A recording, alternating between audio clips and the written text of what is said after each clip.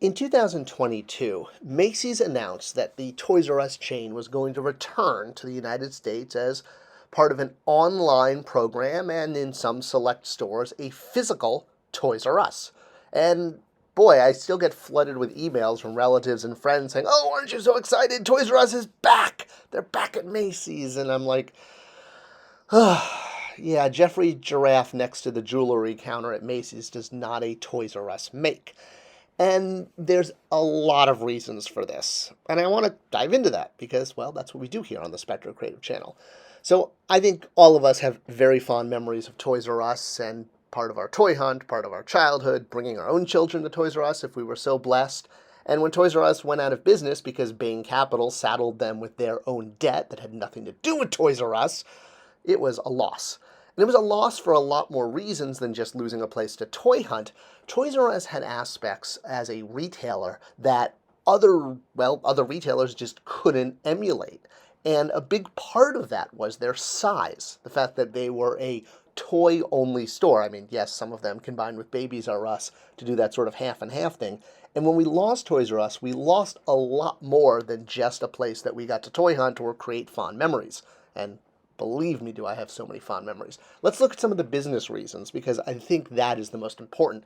And it should be noted that Toys R Us did not go out of business by its own fault. Again, Bain Capital bought them and saddled them with Bain Capital's debt in order to erase it. It was this really just evil thing. All right.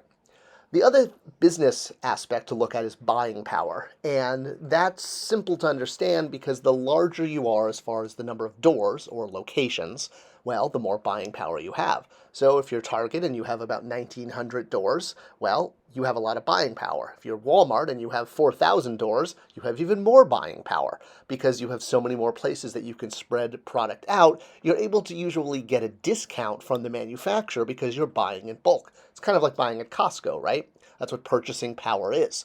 The more you buy, usually the more it's discounted, which means that you can pass the savings on to the consumer, which is why Walmart product is usually inexpensive. Now, Toys R Us had a lot more than buying power. The important thing to remember and why Macy's does not a Toys R Us make is because of the aisle space, the floor space. And Toys R Us had it in spades. You could go up and down a Toys R Us and the preschool section alone was bigger than what is at Macy's right now. Aisle after aisle of action figures, not just 10 feet at Target or, 30 feet at Walmart. Well, I guess 10 feet on both sides of the aisle at Target. You could spend hours in the Lego section alone. Okay, well, some of us did. That's not important. The point is, the amount of floor space that Toys R Us had is what allowed them to have a huge selection. Most retailers can only have 2 out of 3 things: price, selection, or quality. Quantity, excuse me. No, quality. Let's talk about Calico Critters. Why am I showing a picture of this? This was a line that, while it is distributed throughout the US and throughout Europe, Toys R Us tended to be its US home. It was the only store that was big enough, had enough aisle space in order to accommodate it. You don't find this brand at Walmart's or Target's or Walgreens. Toys R Us's large aisle space allowed it to thrive and have a home, and it almost became a boutique aspect. This didn't just go with small brands that were also distributed in the US. It dealt with brands that couldn't find a home other places because there just was no aisle space. And having a huge action figure aisle space allowed things like an ET line to thrive. Other good examples are Imaginext.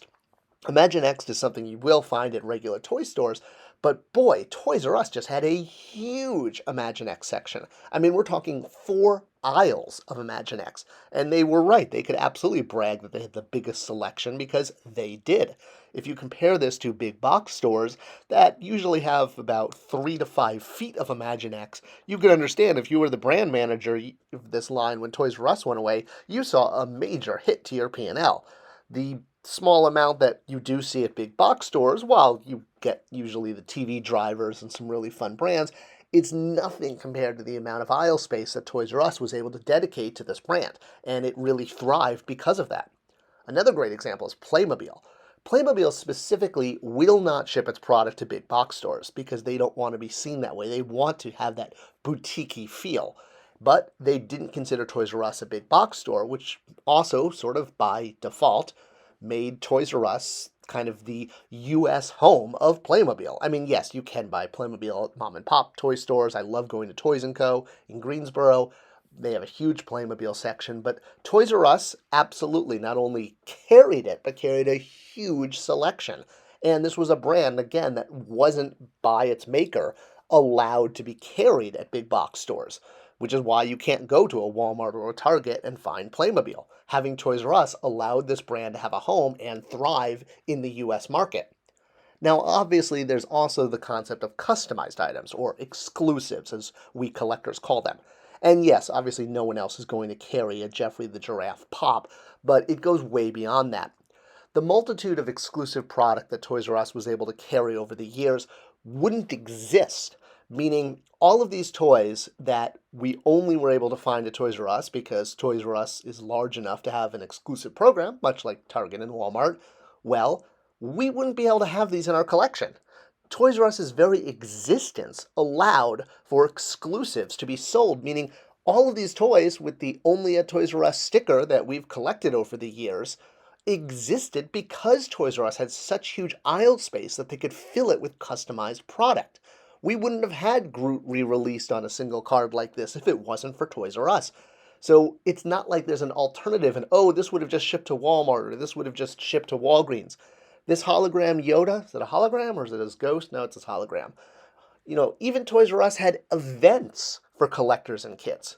So fast forwarding to looking at what's at Macy's, yeah, it's great. The name is there, Geoffrey Giraffe is there, it's a great place to bring your kids, but it doesn't have the buying power or aisle space to replicate what Toys R Us had. Obviously, I'm ecstatic that Toys R Us is back in some form, but saying that this has now replaced what Toys R Us used to be is a misdemeanor. Because, yeah, you can get your photo moment with Geoffrey on the bench, and you could pick up a lot of cool toys, but it doesn't have that vast selection simply because it doesn't have the giant amount of floor space. And again, shopping for Toys R Us outside of the jewelry counter at Macy's doesn't really make a Toys R Us experience. But hey, I'm just glad kids are still buying toys, because we need more of that in this world, believe me.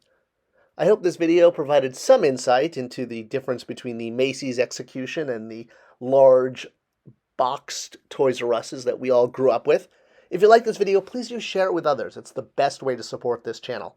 Thank you so much for watching, and I'll see you guys in the next one.